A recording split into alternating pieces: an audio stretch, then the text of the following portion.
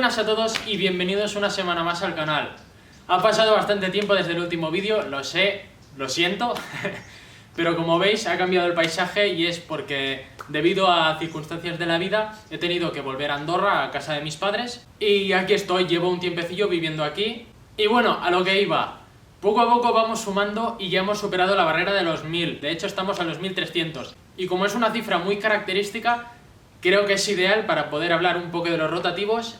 Y además este año, hace 100 años de que Felix Wankel tuvo la idea del motor rotativo, así que hoy toca un poquito de historia.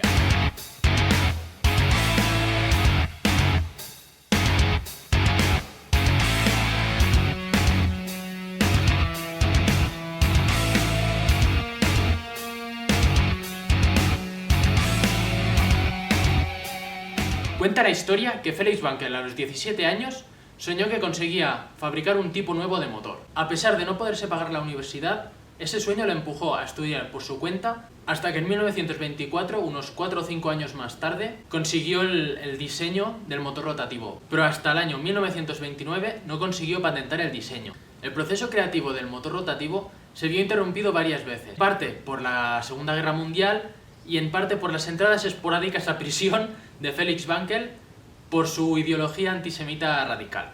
Y sí, era un nazi reconocido y extremista. Desde muy joven ya entró en el partido político nazi y durante el Tercer Reich llegó a ser uno de los soldados de la SS, concretamente con el rango Obersturmbannführer, que es equivalente al rango de teniente coronel, que no es un don nadie. Todas estas interrupciones provocan una parada en el motor rotativo y no es hasta 1957 que bajo el mando de NSU, Felix Wankel consigue desarrollar un prototipo real del motor rotativo. 3 años más tarde se presenta oficialmente en la Unión de Ingenieros Alemanes un motor rotativo funcional y el primer vehículo swap con motor rotativo, un NSU Prince. Para poneros un poco en perspectiva, el motor original del Prince era de 600 centímetros cúbicos, 2 cilindros y 30 caballos de potencia. El motor rotativo que le habían puesto era de 250 centímetros cúbicos, un único rotor y 30 caballos de potencia. Mucho más ligero, mucho más compacto y evidentemente las marcas se volvieron locas para conseguir una patente. Así que aquí empieza el boom del motor rotativo en todas las marcas. Este furor de las licencias del motor rotativo duró unos 13 años. A medida que fue pasando el tiempo, el furor se fue calmando porque se dieron cuenta de un fallo muy jodido que fastidió durante mucho tiempo y que era el problema principal que tenían los motores rotativos. Este fallo fue conocido como los arañazos del diablo. Estos arañazos, estas marcas, pasaba porque los Apex Seals entraban en resonancia a ciertas revoluciones y golpeaban la pared del housing, dejando unas marcas que parecían arañazos. Y no había manera humana de conseguir que esto se solucionara. A partir de este problema, todas las licencias quedaron abandonadas, exceptuando la de Mazda, que fascinada por la idea, puso a 47 ingenieros, con referencia a la historia de los 47 Ronins, al cargo del proyecto. Estos ingenieros llegaron a la conclusión que modificando la geometría de los Apex Seals y haciendo los huecos, conseguirían desplazar el punto de resonancia y así no aparecerían las marcas. Con esta solución en mano empiezan a experimentar y empiezan a crear la primera serie de motores rotativos, el motor L8A. Haciendo pruebas de 1, 2, 3 y 4 rotores y cambiando el diámetro y el ancho del rotor, consiguen fabricar el motor óptimo que presentaron en 1963 en el Tokyo Motor Show. Ese motor era un 2 rotores de 798 centímetros cúbicos. A pesar de que no lo fabricaron en serie, les dio una seña de identidad muy grande a Mazda. Un año más tarde, los ingenieros de Mazda montan en un R16A de motor central el prototipo del 10A. Este motor es el predecesor de todas las siguientes generaciones y se caracteriza por los rotores de 105 milímetros y un offset del eje excéntrico de 15 milímetros. Con este prototipo en mano, hicieron unas pruebas exhaustivas en circuitos de velocidad y además al mismo tiempo prepararon toda la fábrica para poder fabricarlo en serie. Al fin, en la primavera de 1967, Mazda pone a la venta el primer coche con motor rotativo fabricado en serie.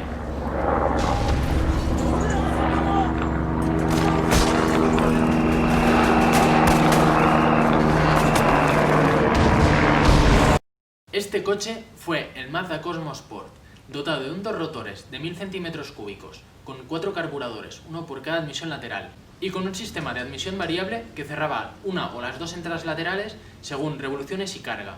Este sistema mejoró muchísimo la eficiencia y el consumo. Una de las cosas que también introdujeron que nadie había pensado antes era la inyección de aceite dentro del motor, que eso alargaba muchísimo la vida de los apex seals y de los housings, y también introdujeron la doble bujía por rotor, y era para asegurar que todo el combustible se quemara. Con estos avances tecnológicos consiguen proclamar 110 caballos y 130 Nm a 7000 vueltas. En ese momento Japón claramente está tecnológicamente detrás de Estados Unidos y Europa, y por eso se notan bastantes rasgos de muscle car y los redondeos de los coches europeos en el diseño del Cosmosport. Con el buen recibimiento que tuvo en el mercado japonés el Cosmosport, decidieron montar el motor 10A en el modelo R100, también conocido como familia Presto Rotary, en el mercado internacional. 1970, el siguiente gran paso comercial de Mazda. Desarrollan el 12A, que la única modificación que hacen es modificar el ancho de 60 mm a 70 mm, pasando a un cubicaje de 1146. Con este motor sale a la venta el RX2 y rompe los mercados mundiales de forma espantosa. Tanto es así que gana varios premios, incluso el de coche importado de Estados Unidos, que es uno de los premios más famosos. Con esta publicidad había mucha más demanda de lo que podían producir, así que empezaron a fabricar también el RX3 y el RX4. Por desgracia, la alegría duró poco, y es que entraron en crisis y el precio del petróleo subió a niveles estratosféricos.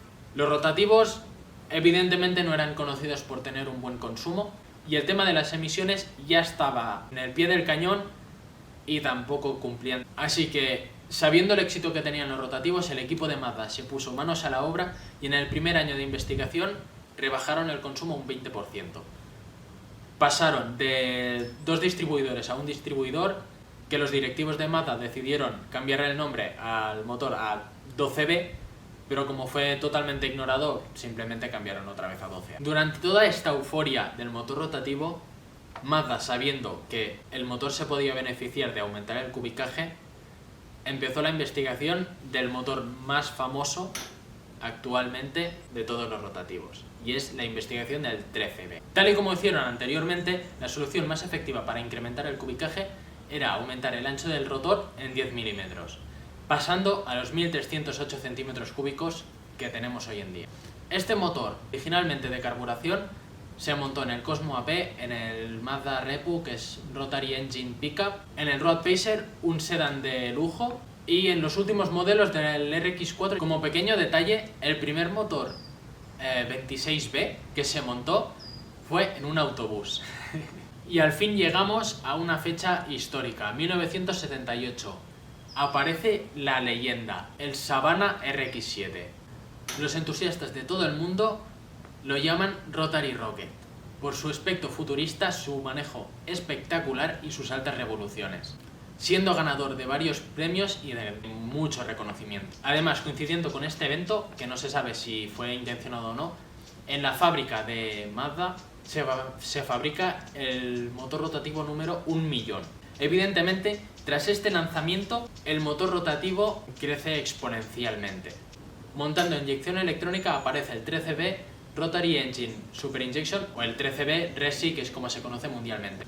El acrónimo de Super Injection no es por la inyección electrónica, sino que era por el sistema de admisión variable que aprovechaba las ondas de diferencia de presión entre los rotores para poder mejorar la eficiencia volumétrica del motor. Esta potencia resultante era de 135 caballos y 180 Nm. Casi 10 años más tarde, en 1986, Mazda vuelve a sorprender al mundo otra vez, y es que saca la segunda generación de la RX7, con un rediseño del 13B. Con 3 entradas de admisión se ensamblaron junto al sistema DEI o Dynamic Engine Intake, que mejoraba todavía más la eficiencia volumétrica, llegando hasta los 146 caballos y 187 Nm. En el año siguiente sacan al mercado la versión turboalimentada, llegando a 182 caballos y 247 Nm. A los 2 años se lanza una versión revisada tanto del atmosférico como del turbo, que consistía en aligerar rotores, aumentar compresión, inyectores mejorados y ECU más moderna, esto en el caso del atmosférico, que conseguía llegar a 160 caballos y 190 Nm. Y en la versión turbo, además de todos los cambios anteriores, se cambió el turbocompresor por uno de doble caracola y el colector de escape se rebajó de peso y con un flujo muchísimo mayor, lo que le permitió aumentar hasta 200 caballos y 265 Nm. Esta fiebre por mejorar el Mazda RX-7 venía de una competencia directa con el Porsche 924, y es que se parecen muchísimo. Y la verdad es que Mazda le fue pisando los talones a Porsche con este modelo, ya que en cada consecuente revisión del RX-7 Mazda intentaba superar un poquito el rendimiento del 924. Y finalmente entramos a los años 90, el pico absoluto de los deportivos. Con la euforia de los deportivos y el nuevo sistema Twin Turbo, Mazda desvela sus nuevos motores, el 13BR y el 13BREU, con 235 caballos y 300 caballos respectivamente. Con estos nuevos juguetes en el mercado, bajo el capó del Eunos Cosmo, sucede un acontecimiento histórico. Y es que el 787B consigue ganar la carrera de Le Mans. Esta es la primera y única victoria de un coche japonés en Le Mans hasta que no llegamos al 2018, que Toyota consiguió 2 victorias consecutivas, en el 18 y el 19, de este premio. Con el éxito del Eunos Cosmo y además ganando Le Mans, Mazda saca a la venta la tercera generación del RX-7. Con un motor revisado introducen el motor 13BREU, con una potencia de 255 caballos y 294 Nm. La potencia de este motor se fue incrementando durante los siguientes años hasta llegar al tope legal que tenía en ese momento Japón, de 280 caballos. Aunque hay que mencionar que muchos expertos aseguraban de que daba la sensación de que eran mucho más de 280 caballos. Y probablemente se estima que el valor real fuera unos 300 y algo. Finalmente, la producción del 13B finalizó en el 2002, dejando una historia de más de 30 años de 13B. Evidentemente, lo que hizo parar la fabricación del motor rotativo fueron las emisiones y el consumo. Así que, con las restricciones que habían medioambientales, se dejó aparte completamente el proyecto. Eso sí, unos ingenieros que estaban al cargo del motor rotativo, no conformes con la decisión, decidieron en su tiempo libre hacer investigación. Aunque a primera vista parece que revolucionaron completamente el motor, en realidad lo que hicieron fue volver a los inicios, ya que en ese momento no tenían los recursos tecnológicos para poderlo hacer. Los Apex Seals, las tolerancias y los tratamientos térmicos habían dado un salto espectacular respecto a los primeros diseños. Cogieron todos los primeros diseños y los revisaron uno a uno hasta formar el que actualmente conocemos como 13B MSP. Las principales diferencias saltan a la vista. Con un diseño optimizado de los rotores consiguieron aligerarlos sin comprometer la resistencia y además aumentar la compresión. Las salidas de escape pasan de periféricas a laterales. Eso aumenta en gran medida la área de escape de gases. Y una admisión variable muy poco reconocida en el mercado, con una variación espectacular en el largo del rango de las revoluciones. Ciertamente te podrías pasar un día entero solo hablando de la admisión del Mazda RX-8, porque tiene un diseño espectacular. Lamentablemente, debido a las restricciones de contaminación, se tuvo que prescindir del sistema turbo y se volvió al sistema atmosférico. Y estos ingenieros, en su tiempo libre, consiguieron pasar el 13B-DI atmosférico de 160 caballos al 13B MSP de 241 caballos, lo que es un incremento del 50% de la potencia. En 2008 en Europa nos encontramos con las restricciones de contaminación y se para la producción aquí en Europa, y luego en 2012 se para la internacional, digamos, se termina la producción de la RX-8. Como último detalle, y creo que es bastante importante y que abre una brecha para poder seguir teniendo motores rotativos, y es que el motor rotativo acepta muy bien el uso de dos combustibles, concretamente con el hidrógeno. Funciona súper bien.